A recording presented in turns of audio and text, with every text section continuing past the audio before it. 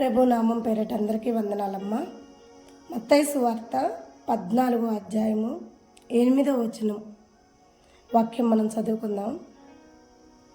అప్పుడు ఆమె తల్లి చేత ప్రేరేపింపబడినదై బాప్టిజమిచ్చు యోహాను తల, బాగా గమనించాలమ్మా, బాప్టిజం ఇచ్చే యోహాను తల పల్లెములో పెట్టుకుని నాకు ఇవ్వండి అంటుంది. అంటే ఆ తలని నరికేసి పల్లెములో పెట్టి నాకు ఇవ్వండి అని కుమార్తె అడుగుతుంది.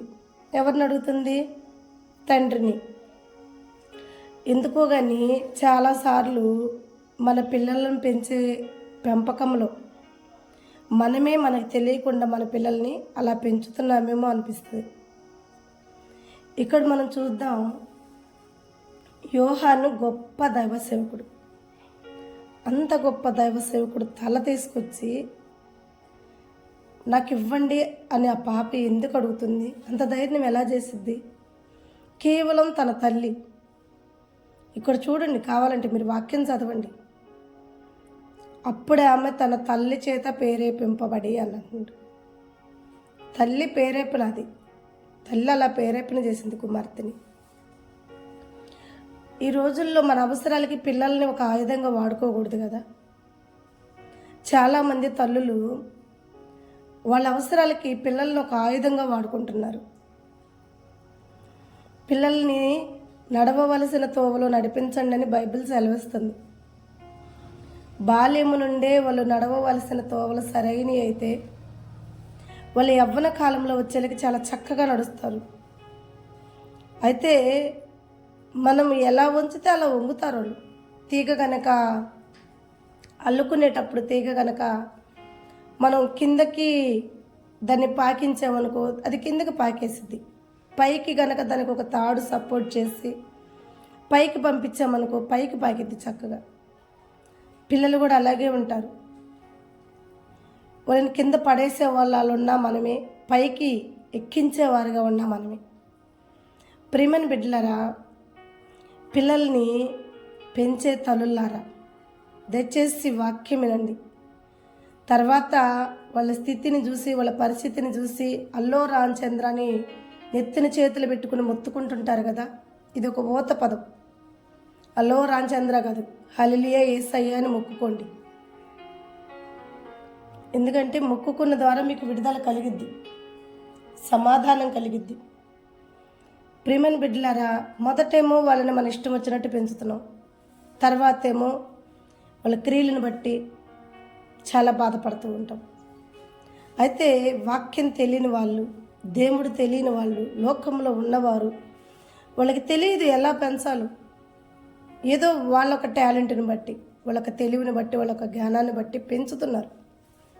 కానీ నువ్వు అలా కాదుగా. దేవుని గుర్తెరిగావు, దేవుళ్ళో ఉన్నావు. ఈ రాణి వలె ఉండగాక.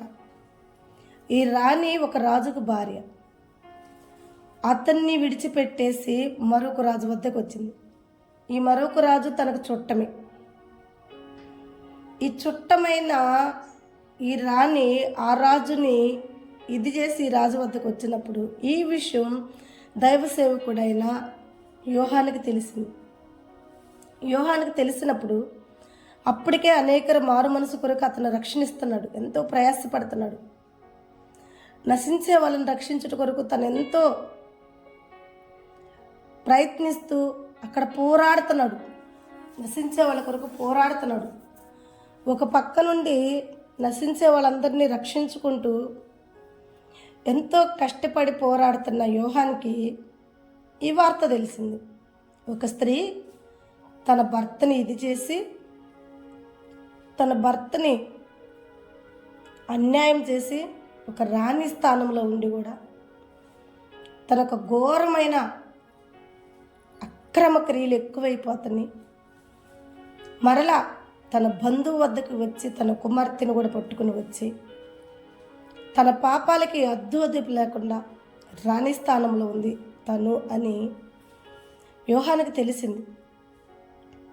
మరి యోహాను ప్రజల కొరకు ఎంతో కష్టపడుతున్నవాడు, ప్రజల కొరకు ప్రార్థిస్తున్నవాడు, ప్రజల మారు మనసు కొరకు రక్షణ ఇస్తున్నవాడు ఈ వార్త తెలిసి తట్టుకోలేకపోయాడు. తట్టుకోలేక తన వద్దకి వెళ్ళి తన తప్పుని ఖండించాడు, గట్టిగా ఖండించాడు. ఏంటి నువ్వు చేస్తున్న పని? నువ్వు ఒక స్థానంలో ఉన్నావు, నీకు ఒక ఇలువ ఉంది. ఆ ఇలువను పోగొట్టుకుని ఆ ఇలువని నీ ఇష్టం వచ్చిన వాటికి వాడుకుంటున్నావు అని ఆ రాణిని భయపడకుండా ధైర్యంగా నిలబడి ఎదిరించాడు. ఈ రోజుల్లో నిజాన్ని ఎదిరించే వాళ్ళని బతకనివ్వటం చాలా కష్టం. వాళ్ళు ఏం చేస్తున్నా వాళ్ళకి సలాం కొట్టి, వాళ్ళకి చేతులెత్తి దండం పెట్టి, నీ అంతటోడు లేడమ్మా, నీ అంతటోడు లేడయ్యా అంటే వాళ్ళకి సపోర్ట్ చేస్తారు, వాళ్ళకి హెల్ప్ చేస్తారు, వాళ్ళకి సహాయం చేస్తారు. కానీ ఇది తప్పు, ఇలా చెయ్యొద్దు, మారు మనసు పొందండి, నువ్వు చేస్తుంది తప్పు అని ఎవరన్నా కనుక ఏలు పెట్టి చూపించారనుకో వాళ్ళకి ఇంకా బతుకులాడుంటాయి. అయితే యోహాన్ లాంటి ధైర్యం మనకు కూడా ఉండాలి. బతుకుదేముంది, 100 రోజులు బతికిన ఒకరోజు చావాల్సింది. ఒక్కరోజు చచ్చినా పర్లా, 1 సంవత్సరం బతికి చచ్చినా పర్లా.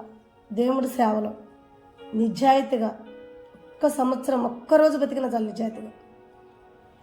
ప్రేమని బిడ్డ, నువ్వు 100 సంవత్సరాలు బతికిన జీవితానికి ఇలువ ఉండదేమో, కానీ నువ్వు నిజాయితీగా 1 రోజు బతికిన దేవుడి సన్నిధిలో నీ జీవితానికి చాలా ఇలువ ఉంటుంది. నువ్వు కోరుకునే ఇలువ ఇక్కడ మనుషుల వద్ద, కానీ నేను చెప్పే ఇలువ పరలోక రాజ్యంలో దేవుడి వద్ద. తప్పుని తప్పు అని చెప్తే ఒప్పుకునే వాళ్ళు లేరు. ఒప్పుకోపాటం అట్టుంచి ఎమ్మటనే వాళ్ళ మీద ఒక టార్గెట్ పెట్టేస్తారు. ఎప్పుడెప్పుడు వీళ్ళని మన మధ్య లేకుండా చేయాలి. 10 మందిలో నన్ను ఏలి పెట్టి చూపిస్తున్నాడు, 10 మందిలో నాది తప్పు ఎంచుతున్నాడు. ఎన్ని గుండెలు, ఎంత ధైర్యం, నేను రానిని. పదవి ఉంటే చాలు వాళ్ళ ఇష్టానుసారంగా వాడుకోవచ్చేమో, డబ్బు ఉంటే చాలు వాళ్ళ ఇష్టానుసారంగా జీవించవచ్చేమో, నోరుంటే చాలు ఇష్టానుసారంగా చలామణి అవ్వచ్చేమో, బలం ఉంటే చాలు ఎంతమందినైనా కొట్టి ఇష్టానుసారంగా జీవించవచ్చు. ఇలాగే అనుకుంటున్నారు జనం. కానీ ఆమె పదవికి, ఆమె డబ్బుకి, ఆమెకు రాజ్యరికానికి ఏమాత్రం కూడా అదురుబాని యోహాను పోయి, నువ్వు పాపివి, భర్తను మోసం చేసావు, నీ బంధువుని తీసుకొచ్చుకున్నావు, నీకు ఒక బిడ్డ ఉంది, అయినా కానీ నీకు బుద్ధి లేని పనులు చేస్తున్నావు, నిన్ను పట్టి అనేకరు చెడిపోతారు, రాణి లాంటిది అలాంటి పనులు చేస్తుంటే మనం ఎంత అనుకుంటారు. నువ్వు ఒక సీడ పురుగువి, ఈ ప్రజలు ఒక తోటలాగుంటే ఆ తోటలో ఒక సీడ పురుగులాగా నువ్వు ఉన్నావని ఆ స్త్రీని ముఖాముఖిగా ఖండించిన వాడు యోహాను. యోహాను ఇలా ఖండించటంతో ఆ స్త్రీకి మారు మనసు రాల. ఆ స్త్రీ మారు మనసు పొందాలన్న ఆలోచన చేయలా. ఏం ఆలోచన చేసిందో తెలుసా? ఎమ్మటనే ఆ ఒక్క యోహాను తల నరికేయాలి, యోహాను నుంచకూడదు, ఊరేపియాలి. ఈరోజు చాలామంది ఇలాగే ఉన్నారమ్మా.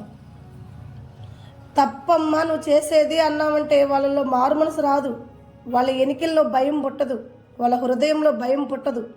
ఎమ్మటనే వాళ్ళ హృదయంలో, వాళ్ళ ఎనికల్లో ఒక ఆలోచన పుట్టిద్ది. ఎవరైతే మనల్ని తప్పు అన్నారో వాళ్ళు ఇంకొకసారి మనల్ని అనకుండా వాళ్ళని అసలు ఈ భూమి మీద లేకుండా చేయాలి, ఈ ప్రాంతంలో లేకుండా చేయాలి, అసలు ఈ ఇంట్లో లేకుండా చేయాలి, ఈ బజార్లో లేకుండా చేయాలి, ఈ ఊర్లోనే లేకుండా చేయాలి, అలివైతే ఇంక ఈ భూమి మీద కూడా లేకుండా చేయాలి. ఇలాంటి వాళ్ళు ఉన్నారు. వాళ్ళల్లో ఏం కూడా ఒక ఆమె మారు మనసు రాకపోవటం అట్టుంచి ఎప్పుడెప్పుడు యోహాన్ని చంపేయాలి, అప్పుడే చంపేయాలంది. కానీ అప్పుడే చంపేయటానికి, యోహాన్ని చంపటానికి ఆమె బంధువు ఒప్పుకోవాలి. ఇప్పుడైతే పెన్మిటే అనాలి, భర్త అనాలి. ఒకప్పుడు బంధువు, ఇప్పుడు భర్త అనాలి. ఆ భర్త ఒప్పుకోవాలా, వద్దొద్దు, ఈ యోహాన్ అనేకరికి సేవ చేస్తున్నాడు, అతను ఒక దైవ సేవకుడు, అతన్ని మనం ఏదన్నా చేసామంటే ఆ ప్రజలందరూ మన మీద పడతారు, సమయం వచ్చినప్పుడు చూసుకుందాం అని చెప్పి యోహాన్ అనేకరిని వెలుగులోకి నడిపిస్తున్న యోహాన్, చీకట్లో ఉన్న ప్రజల్ని వెలుగులోకి నడిపిస్తున్న యోహాన్ మురికి పట్టి ఉన్న ప్రజలకి నీళ్లు తారా బాప్టిస్ట్ని ఇచ్చి వారిలో ఉన్న మురికిని కడిగి పరిశుద్ధపరుస్తున్న యోహాన్, సాక్షాత్తు జీవం కలిగిన దేవుడైన యేసు ప్రభుకే రక్షణించిన యోహాన్ అంత గొప్ప దైవ సేవకుడిని తీసిపోయి సరసాల్లో పడేశారు. సరసాల్లో పడేస్తే ఆ కోపం తగ్గింది ఆయన మీద? తగ్గలా. నన్ను ఏలెత్తి చూపించినోడు ఇంకా బతికే ఉన్నాడా భూమి మీద? ఏం మారకూడదా? అంత గొప్ప దైవ సేవకుడు, అనేక మందిని మార్చే దైవ సేవకుడు చెప్పినప్పుడు నీలో మార్పు రావచ్చుగా, మారచ్చుగా. మార్పు ఏమాత్రం రాకపోవటం అట్టుంచి దేశం అంచెలంచెలుగా పెరిగిపోయింది. అవకాశం కోసం ఎదురు చూస్తుంది. ఎప్పుడెప్పుడు యోహాన్ని ఇజ్జేయాలి, యోహాను కళ్ళ ముందు లేకుండా, ఊర్లో లేకుండా, భూమి మీద లేకుండా పోవాలని ఆలోచన చేసి అవకాశం కోసం ఎదురు చూస్తూ ఉంది. అవకాశం ఏ పక్క కూడా అంక దొరకలా. నలువైపులు చూసింది, ఎవరి ద్వారా కూడా, సైనికుల ద్వారా చూసింది. సైనికుల ద్వారా అనేక సార్లు అతన్ని, యోహాన్ని చంపాలని సైనికులు పిలిచి అతను తినే ఆహారంలో విషం కలపమనో లేక నైట్కి నైటే అతన్ని చంపేమనో భయంకరమైన ప్రయత్నాలు చేసింది. కానీ ఎక్కడ కూడా ఆ ప్రయత్నాలు ఫలించాలి. భర్తను చాలాసార్లు కాకాబట్టింది, కానీ భర్త దానికి లోపడాల, దేవుణ్ణి బట్టి భయపడ్డాడు. అయితే సమయం కొరకు ఎదురు చూస్తున్న ఆంకి ఒకరోజు ఆమె ఎదురు చూస్తున్న సమయం రానే వచ్చిందమ్మా. ఏంటా సమయం అంటే తన భర్త పుట్టినరోజు. బైబిల్లో పుట్టినరోజు చేసుకున్న ఆయన కూడా ఈయనే. మత్తయి సువార్త 14వ అధ్యాయంలో చూడండి మీరు కావాలంటే. బైబిల్లో ఎక్కడ పుట్టినరోజు అనే పదం నేను వినలేదు, కానీ ఈయన జన్మదినం అనే మాట మాత్రం విన్నాం. పుట్టినరోజు జరుపుకుంది ఈయనే. ఈ పుట్టినరోజుకి అనేక మందిని పిలిచాడు.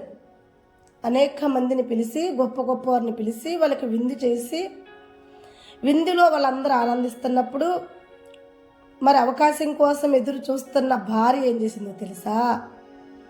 తను అనుకున్న అవకాశం రానే వచ్చింది, భర్త పుట్టినరోజు. కుమార్తెని బాగా ప్రిపేర్ చేసింది, డ్యాన్సులు మంచిగా డ్యాన్స్ నేర్పించేసింది. ఎందుకంటే తన భర్తకి డ్యాన్స్ అలవాటు, ఇష్టం. డ్యాన్స్ చేసేవాళ్ళంటే ఆయన పుట్టినరోజుకి వేపించడం ఆయనకు ఒక అలవాటు. వాళ్ళు వేస్తున్నప్పుడు ఆయనకి చాలా ఇష్టంగా ఉంటుంది ఆ డ్యాన్స్ని చూసినప్పుడు. వాళ్ళు ఆ డ్యాన్స్ అంతా అయిపోయినాక వాళ్ళు ఏదైతే అడుగుతారో అది వాళ్ళకి సహాయం చేయటం ఆయనకి ఇంకా ఇష్టం. అయితే భర్త అలవాటు ఏదో తెలుసుకోగలిగింది, ఆయన ఇష్టం ఏదో తెలుసుకోగలిగింది.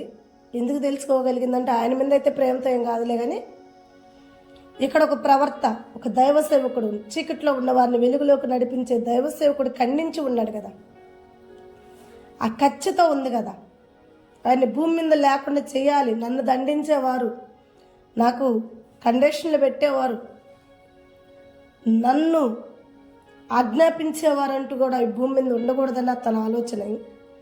అయితే ఇతని మరణం చూసి ఇంకొకరు ఆమెను ఎప్పుడు కూడా దండించకూడదు, ఇంకొకరు ఎప్పుడు కూడా ఆమెని ఎదిరించకూడదు.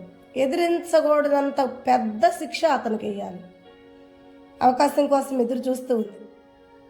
ఈ రోజుల్లో చాలామంది ఇలాగే ఉంటారమ్మా, తప్పు చేస్తూ ఉంటారు.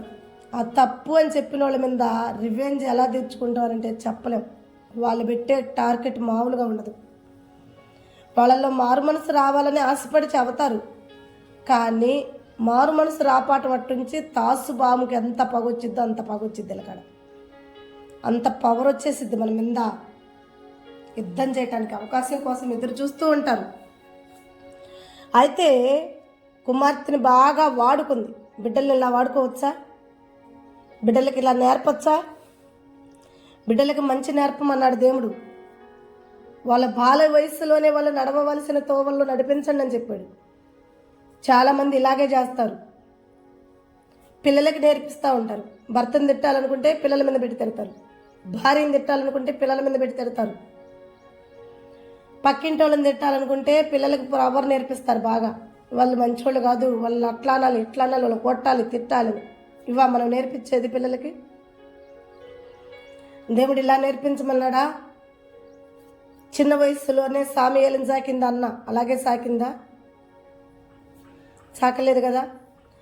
యాకోబు తన 13 పిల్లల్ని సాకాడు.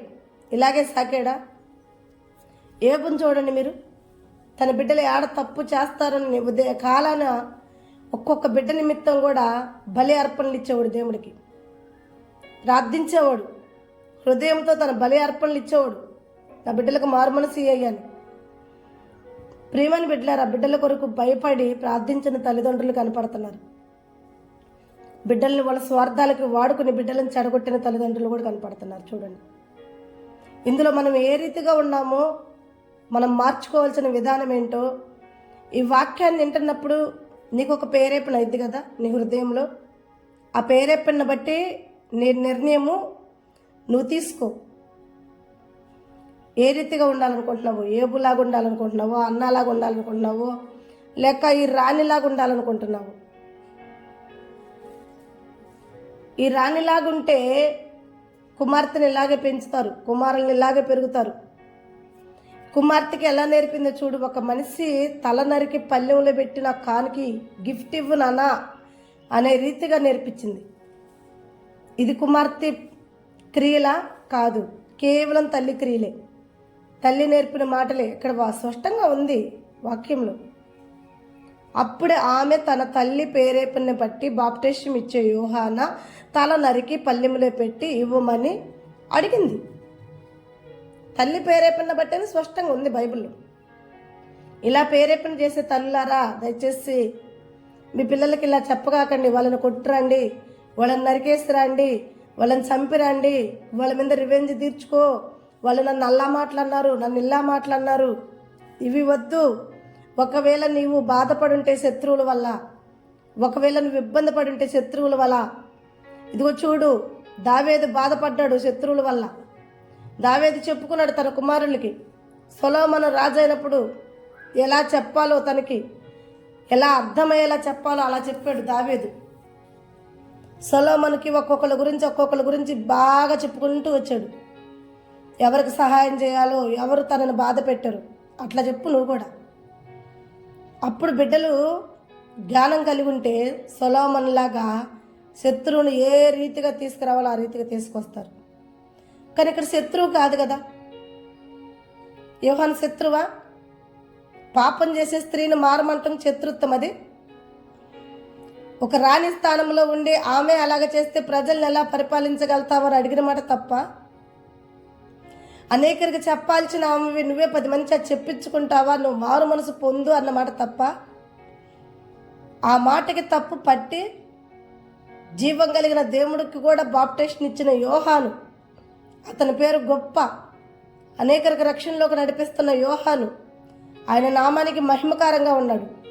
అంత గొప్పవాణ్ణి నీకు పదవి ఉందని, అహంకారం ఉందని తీసుకొచ్చి సరసాల్లో ఏపించిందే కాక కుమార్తెకి ప్రేరేపణ చేసి, మీ నాన్న నువ్వు డ్యాన్సు అయిపోయిన తర్వాత ఆయన నిందారహితుడై సంతోషంతో నీ వద్దకు వచ్చి నీకు ఏం గిఫ్ట్ కావాలి తల్లి అని అడిగినప్పుడు ఆస్తులు అడగగాక, అంతాస్తులు అడగగాక ఒకే ఒకటి అడుగు, సరసాల్లో ఉన్న యోహాను తల నరికి పల్లెంలో పెట్టి నాకు ఇవ్వు నాన్న అని అడుగు. మీ నాన్న ఖచ్చితంగా అది నెరవేరుస్తాడు.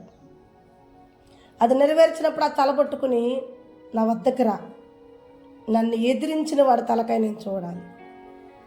చూడండి ప్రియమైన బిడ్డలారా, ఇలాంటి ఆడవాళ్ళు కూడా ఉన్నారు. వాళ్ళు పాపం చేస్తుంటే బిడ్డలు దండించారంటే ఆ బిడ్డలను చంపేసి ఇళ్ళల్లోనే బుడిచి పెడుతున్నారంట. వాళ్ళు పాపం చేస్తుంటే భర్త దండిస్తే భర్తను చంపేసే ఆడవాళ్ళు ఉన్నారు. అందరూ ఉన్నారని మాత్రం మనం, ఎందుకంటే మనం కూడా ఆడవాళ్ళమే. మీకు వాక్యం చెప్తున్న సేవకురాలు కూడా ఒక స్త్రీయే. దయచేసి కొందరు ఇలాంటి ఆలోచనలు కలిగి ఉంటున్నారు. ఆ కొందరు మారు మనసు పొందండి. మీది తప్పు అని చెప్పినప్పుడు భర్తలను చంపగాకండి, మీది తప్పు అని చెప్పినప్పుడు పిల్లలను చంపగాకండి, మీది తప్పు అని చెప్పినప్పుడు పక్కన వాళ్ళ మీద రివెంజ్ తీర్చుకోకండి. నువ్వు చేస్తుంది తప్పు అని ఒకళ్ళు నీకు చెప్పారంటే మరొకసారి వాళ్ళకి అవకాశం ఇవ్వకుండా మారు మనసు పొందు.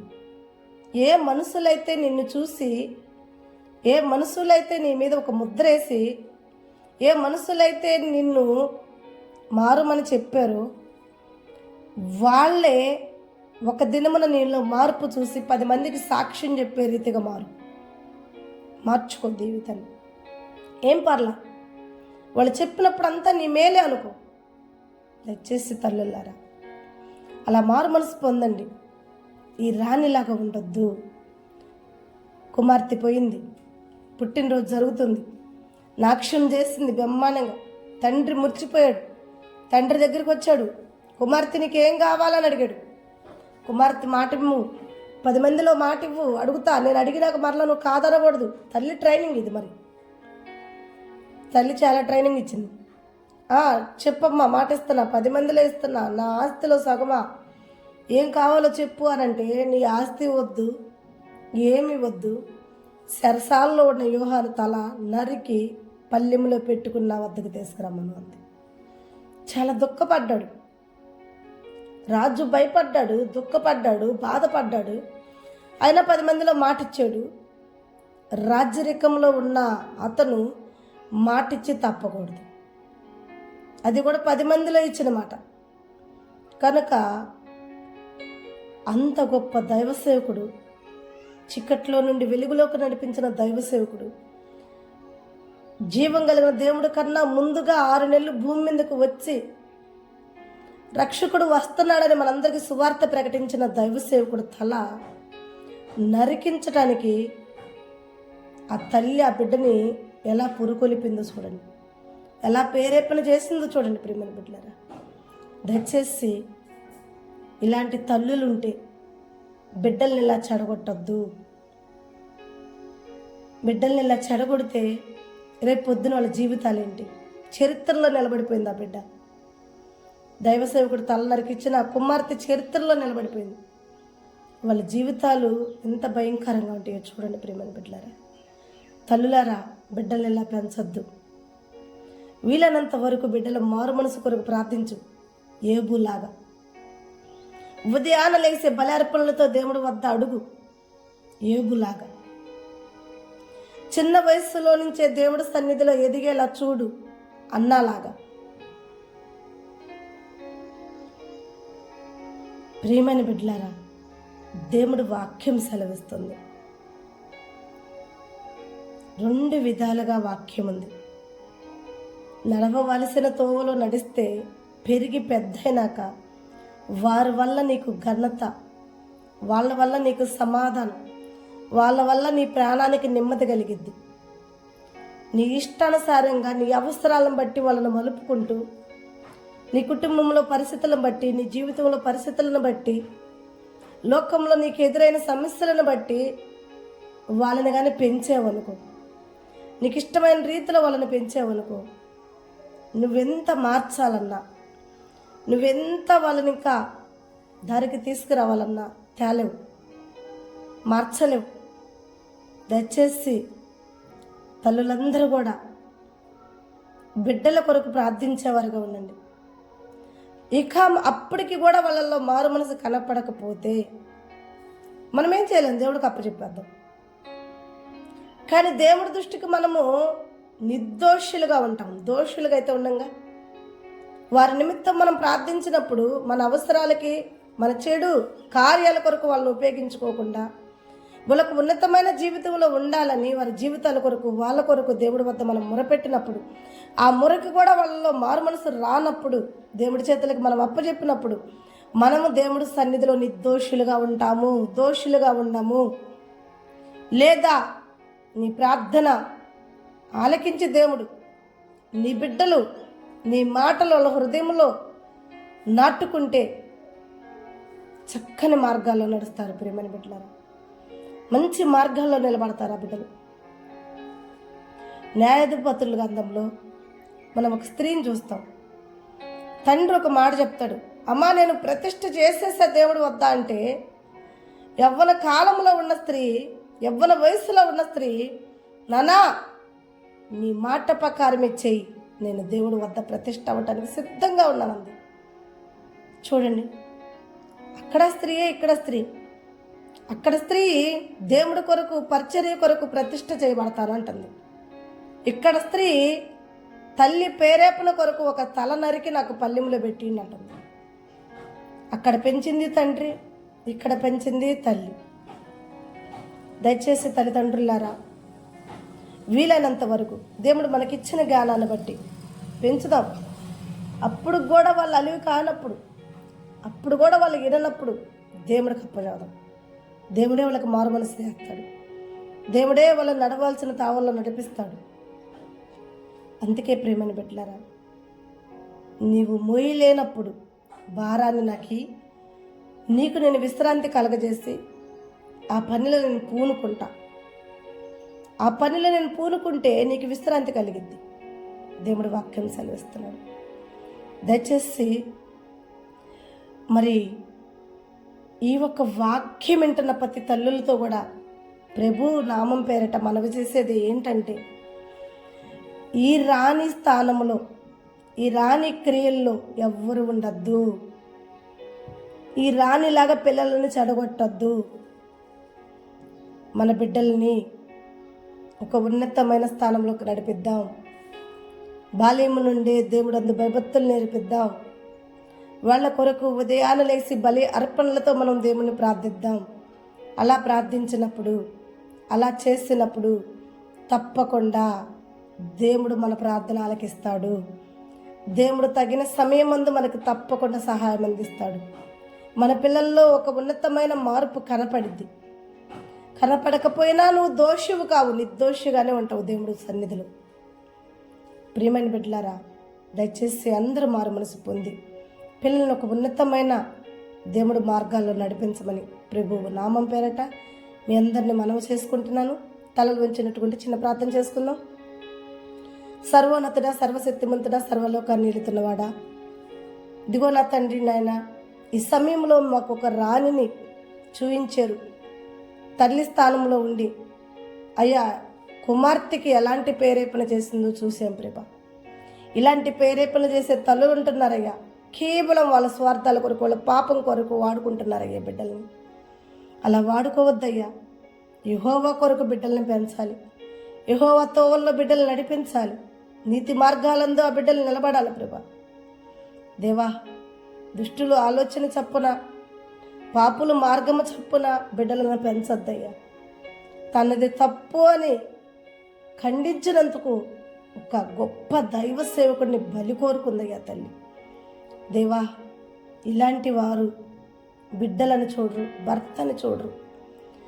వాళ్ళది తప్పు అంటే చాలు ప్రభా, ప్రజలను చూడరు, బిడ్డలను చూడరు, భర్తను చూడరు, దైవ సేవకులను కూడా చూడరు ప్రభా. ఆఖరికి దైవ సేవకుల మీద కూడా నా తండ్రి నాయన రివెంజ్ తీర్చుకుంటున్నారు, కక్ష తీర్చుకుంటున్నారు. దైవ సేవకుల మీద కూడా నా తండ్రి నాయన దాడి చేస్తున్నారు, వ్యతిరేకం చేస్తున్నారు ప్రభా. భయం లేని జనముగా ఉన్నారు ప్రభా. అయ్యా, వాళ్ళలో భయాన్ని పుట్టించండి ప్రభా. అయ్యా, నీ నామానికి మహిమకరంగా బిడ్డలు ఎదుగుటకు ఇష్టం వచ్చినట్టు కాదు ప్రభా. బిడ్డలు ఉన్నతమైన దేవుడి సన్నిధిలో ఎదుగుటకు, పెంచుటకు ప్రతి తల్లికి మీరు ప్రేరేపణ చేసి, ప్రతి తల్లిని నా తండ్రి నాన్న జ్ఞానముతో నింపి, అయ్యా నశించిపోయే బిడ్డలు, యవ్వన బిడ్డల్ని ఉన్నతమైన నీ కాడి మోసే బిడ్డలుగా పెంచుటకు తెలివిని, జ్ఞానాన్ని, వివేకాన్ని తెచ్చింది. పాపం కొరకు, శాపం కొరకు, పగల కొరకు బిడ్డలను పెంచొద్దు ప్రభా. కేవలం దేవుడి కొరకే బిడ్డలను పెంచాలి. నీతి మార్గాలందు బిడ్డలను బాల్య వయస్సుల నుంచి వంచాలని ఇది నువ్వు మాతో మాట్లాడు.